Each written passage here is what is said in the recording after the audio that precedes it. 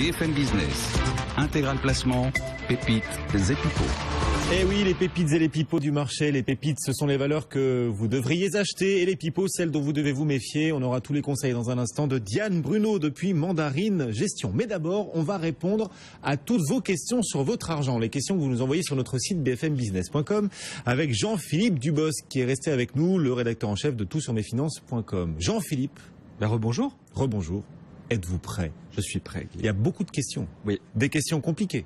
Compliqué et j'ai compris qu'on avait peu de temps. Alors il va falloir y aller. Hein? C'est parti? Allez, on y va. On délivre. Dans le dur. Avec Alexandre. Alexandre nous dit qu'on lui parle d'un changement de fiscalité des rachats en assurance vie. Il aimerait en savoir un peu plus. Oui, il y a eu un amendement qui a été déposé dans le cadre du projet de loi de finances rectificative pour 2014 qui souhaitait que les avantages fiscaux à partir de 8 ans de détention des contrats d'assurance vie soient reculés de 2 ans. C'est-à-dire que ça soit à partir de 6 ans. Et puis, non, en fait, le gouvernement a dit non. Alors, il dit non parce que, je ne sais pas si vous vous souvenez, mais François Hollande, lors de ses vœux aux forces économiques de la nation, avait promis une sanctuarisation de la fiscalité de l'assurance vie. Donc ils ont dit il n'y aura pas de durcissement, mais il n'y aura pas non plus d'amélioration. Donc non, je suis désolé, il y aura la même fiscalité qui, c'est pas mal, elle est bonne. Je le rappelle, est intéressante puisqu'à partir de 8 ans de détention, l'assuré peut opter pour un prélèvement forfaitaire libératoire de 7,5% sur les gains, ainsi que sur un abattement également sur les gains de 4 600 € pour une personne seule et de 9 200 € pour un couple marié ou pacsé. Oui, on voit que les taux n'arrêtent pas de baisser, les taux obligataires, 10 ans français qui est passé récemment sous les 1%. Dans ce contexte, vous conseillez toujours l'assurance vie là pour les particuliers qui s'interrogent sur leur placement en 2015. L'assurance vie, il faudra toujours la mettre en tête de gondole ou il faudrait passer à autre chose quand même? L'assurance vie a tellement d'avantages. Il paraît qu'on nous l'envie dans le monde entier, figurez-vous. Non, mais c'est vrai qu'elle a des avantages quand même de rendement qui, mine de rien, restent au-dessus de l'inflation. C'est quand même déjà pas mal. De sécurité sur le capital, et puis de transmission, enfin des avantages fiscaux, et puis aussi de transmission qui sont très importants. D'accord. Christian Noyer a mis en garde sur un possible retournement des taux qui pourrait créer des problèmes de liquidité sur l'assurance vie des particuliers qui pourraient se faire piéger. Est-ce qu'il faut le prendre au sérieux quand il dit ça? Alors effectivement, il a fait une sortie qui était clairement en direction des assureurs. Les assureurs ont dit d'ailleurs oui, on a bien compris, pour qu'il y ait une modération des taux de rendement. Donc on parle maintenant, alors là pour l'instant on n'en sait rien, mais de 2,40, de 2,60. Moi j'aimerais bien voir quand même ce qui va se passer, parce que c'est un marché hautement concurrentiel, donc les assureurs disent quelque chose, entre ce qu'ils disent et ce qu'ils font, on verra bien. Question d'Odette, on quitte l'assurance vie. Suite à un cambriolage, mon assureur ne veut pas m'indemniser en totalité au motif que j'habite 6 mois à l'étranger. Est-ce légal? On peut pas se faire indemniser quand on habite à l'étranger? Figurez-vous qu'en fait c'est légal. C'est ce qu'on appelle une clause d'inhabitation. Figurez-vous, alors ça dépend des contrats de multirisque habitation. Si vous n'êtes pas là plus de 30 à 90 jours consécutifs, donc ça dépend vraiment des contrats, en cas de cambriolage, l'assureur peut décider de vous indemniser seulement en partie, voire de ne pas vous indemniser du tout simplement parce que si vous êtes absent et absent pendant longtemps, les risques de cambriolage sont multipliés. D'accord. Alors imaginons c'est ma résidence secondaire, j'y vis pas toute l'année. Alors là. En fait ça c'est quelque chose qui existe, qui malheureusement touche cette pauvre Odette. Dans les faits, la clause d'inhabitation est en voie de disparition. D'abord parce qu'on est dans un marché hautement concurrentiel, donc c'est vrai que les assureurs des fois voilà.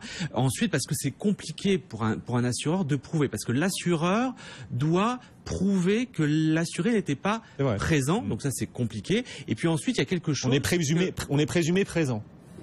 C'est à l'assureur d'apporter la preuve, et c'est pas toujours facile d'apporter la preuve.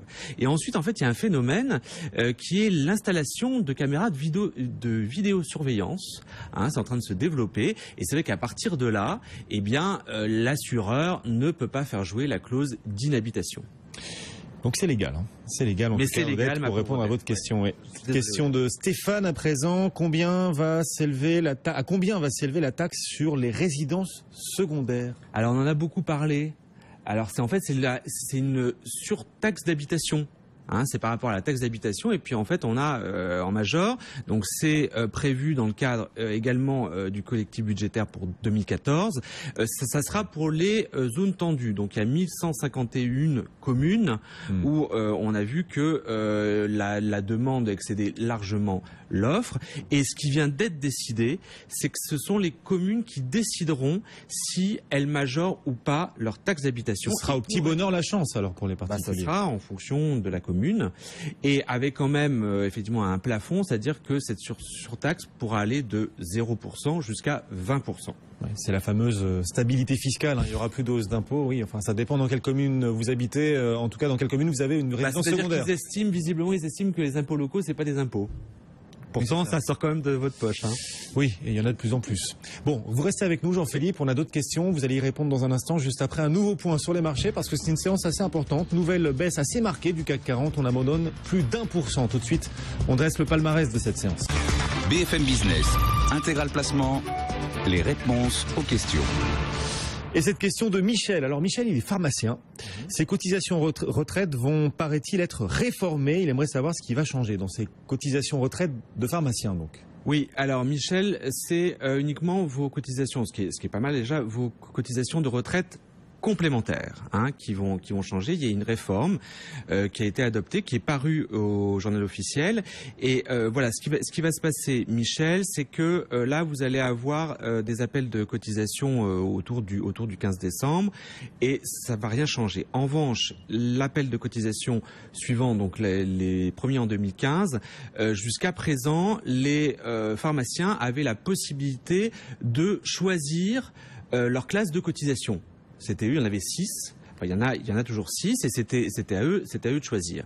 Eh bien, à partir donc de premier appel de cotisation de 2015, il va y avoir des classes de cotisation non pas optionnelles, mais assises sur les revenus professionnels. Donc c'est un revenu de référence qui est calculé en fonction des revenus professionnels N-4, N-3 et N-2.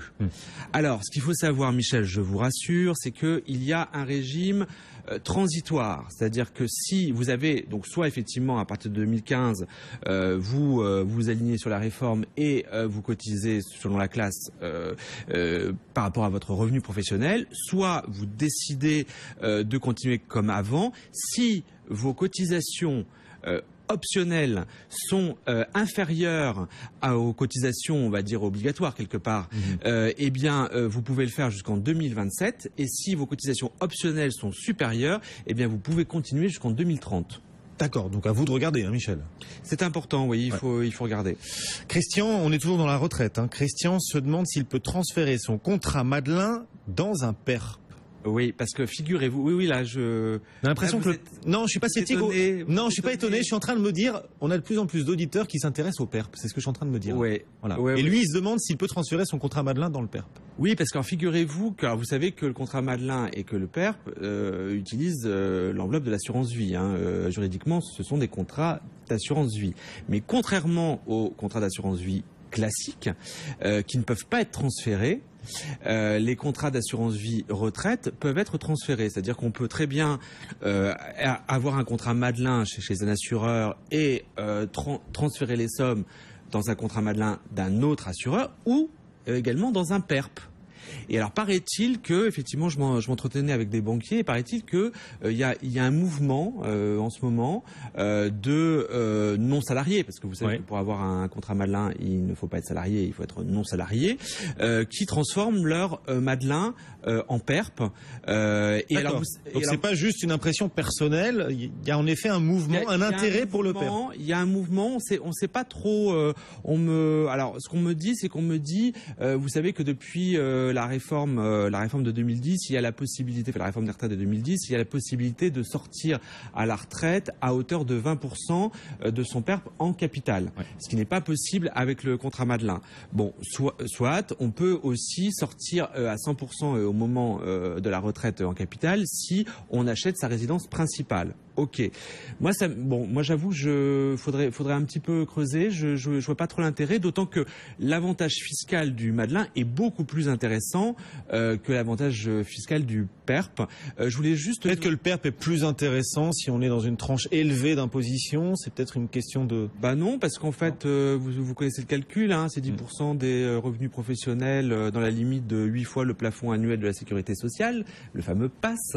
Alors que pour le Madelin, c'est aussi 10% des revenus professionnels dans la limite de 8 fois le PASS, mais majoré de 15% de 1 à 8 passes. Donc à choisir, Christian, il n'a pas intérêt à transférer son Madelin dans un PERP, il a intérêt à garder son Madelin tel quel. Alors justement, faudrait que Michel, il faudrait que je l'appelle et puis il faudrait que je lui demande pourquoi. Juste une petite précision, les articles 83, vous savez, les retraites supplémentaires à cotisation définie et non pas à prestation définie comme les retraites chapeau, hein, faut pas du tout confondre. Eh bien, vous pouvez également les transformer en PERP. Bon à savoir. Question de Nancy, c'est pas la ville, c'est un prénom. Nancy nous demande s'il est vrai que les plus-values immobilières pour les non-résidents vont baisser.